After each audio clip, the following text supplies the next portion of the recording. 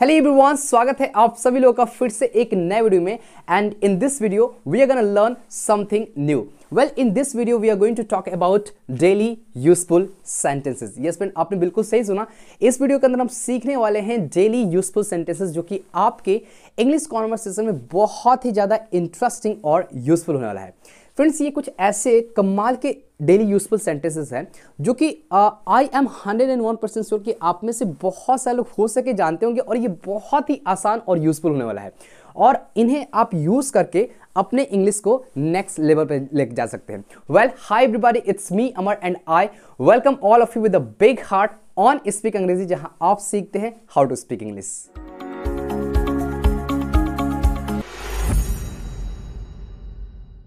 सो friends, चलिए देखते हैं उन सारे सेंटेंस को एक एक करके, and we will see all the sentences one by one. And as you can see here, our very first sentence is सच कड़वा होता है। वेल, कई बार हम अपने फ्रेंड सर्कल में खड़े होते हैं और अचानक से बोलते हैं सच कड़वा होता है, तो इसे हम इंग्लिश में कैसे बोलेंगे?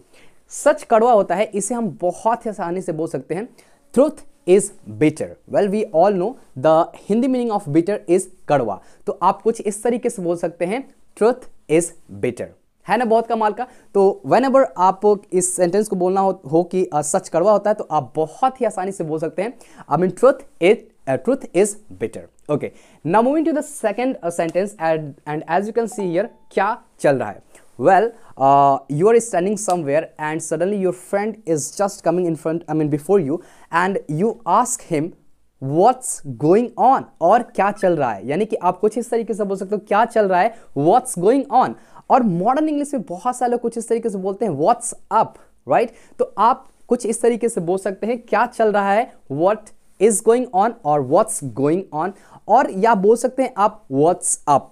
So this is very useful sentences. जब भी आप अपने डे टू डे कॉन्वर्सेशन में अपने डे टू डे लाइफ में जब मिलते हो, तो आप कुछ इस तरीके से बोलते हो क्या चल रहा है, तो आप बोल सकते हैं बहुत ही आसानी से what's going on. Okay, now moving to the third sentence, and as you can see here, जोर से पढ़ो। Suppose that kid is at your home and you are just scolding him, आप उसे डांट रहे हो और आप गुस्से से बोलो जोर से पढ़ो। ओके, तो आपने उसको, अगर उसे इंग्लिश में बोलना हो तो आप कुछ इस तरीके से बोलेंगे read aloud.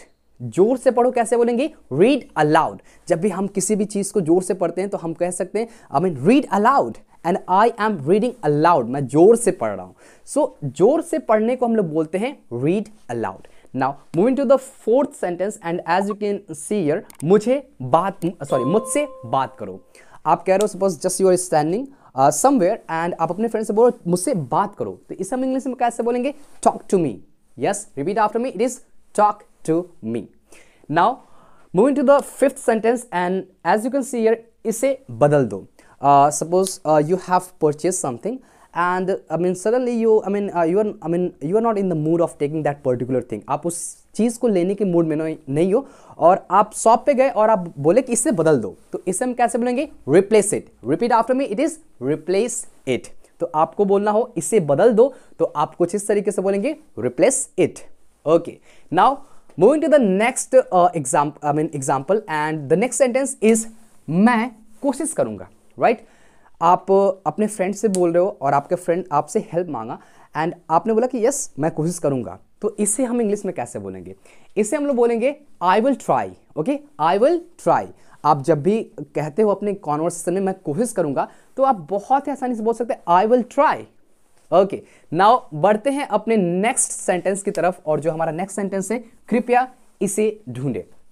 You are searching something at your home, और आप कह रहे हो कि कृपया इसे ढूंढे, राइट? तो इसे हम कैसे बोलेंगे? कृपया इसे ढूंढे। इसे हम लोग बोलेंगे फाइंड इट। ओके, आप कैसे बोलेंगे? Please find it.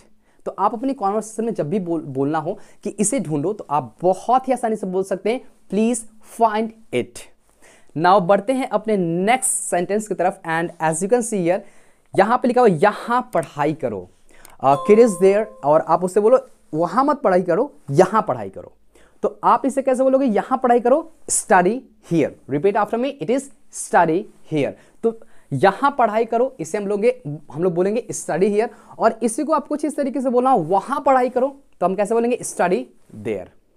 नाउ बढ़ते हैं अपने नेक्स्ट सेंटेंस की तरफ, और जो हमारा नेक्स्ट सेंटेंस है वो है हाथ मिलाओ। सपोज आपका फ्रेंड यहाँ पे खड़ा है और कोई और फ्रेंड है और वो आपके सामने से जस्ट आया और इस फ्रेंड से आपने बोला कि हाथ मिलाओ। तो हाथ मिलाओ इसे हम लोग इंग्लिश में कैसे बोलेंगे? हाथ मिलाओ इसे हम लोग बोलेंगे शेक हैंड। यस फ्रेंड, जो हाथ मिलाना होता है उसे हम लोग बोलते हैं shake hand. Please repeat after me, it is shake hand. Absolutely right. Now बढ़ते हैं अपने नेक्स्ट सेंटेंस की तरफ, और जो हमारा नेक्स्ट सेंटेंस है दूर रहो। राइट आप गुस्से से बोलो, you are you are in the mood of irritation and आप कुछ इस तरीके से दूर रहो, तो आप कैसे बोलोगे इसे इंग्लिश में? Well it is a very nice expression, दूर रहो। इसे हम लोग इस तरीके से बोलेंगे stay away. Repeat after me, stay away. So whenever you are trying to say दूर रहो, तो इसे हम लोग बोलेंगे स्टे अवे। आई होप कि आपको ये सारे सेंटेंसेस बहुत ही ज़्यादा यूजफुल हो गए होंगे and try to use this all sentences in your daily conversation. Well ये सारे सेंटेंसेस बहुत ही आसान है एंड मैं शुरू में ही बोला कि आप में से हो सके बहुत सारे लोग इन सारे सेंटेंस को जानते होंगे। ये सारे सेंटेंसेस कुछ इस तरीके के सेंटेंसेस जो कि हम अपनी कॉन्वर्सेशन में कहीं ना कहीं यूज करते ही हैं। So friends, try to use this all sentences and please let me know some examples, or you can say let me know some sentences in the comment section that you use most in your daily conversation. So I will wait for you. Till then, keep practicing and as much as you can. And I always say, if you want to speak English fluently, do only one thing, and that is stop wishing, start speaking.